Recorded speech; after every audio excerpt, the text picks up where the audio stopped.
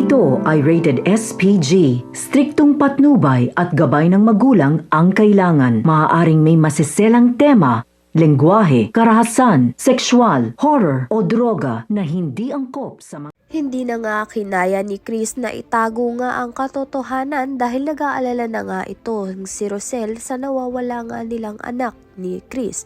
Kaya naman nga si Chris na nga mismo ang magsasabi ng katotohanan na ang nawawalang anak ni Rosel ay si Belle na nasa pangangalaga ngayon ni Chris. Sa kabilang banda naman nga dahil masama nga ang loob nito ni Melania dahil nga nahulog na nga ng tuluyan itong si Darius kay Rosel.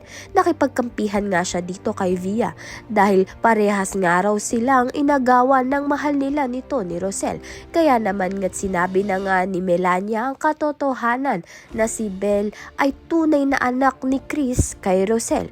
Dahil sa nalaman nga ni Via, gusto nga niyang makatiyak dahil dito gumawa nga siya ng paraan upang kuhanan nga ng DNA test result ang mag-ama. At maghihiganti nga siya kapag napatunayan na tunay na mag-ama si Belle at si Chris dahil sa mga taong niloloko nga siya nito ni Chris. Kaya naman nga't yan at iba pa ang dapat nating pakaabangan. Maraming salamat sa iyong panonood.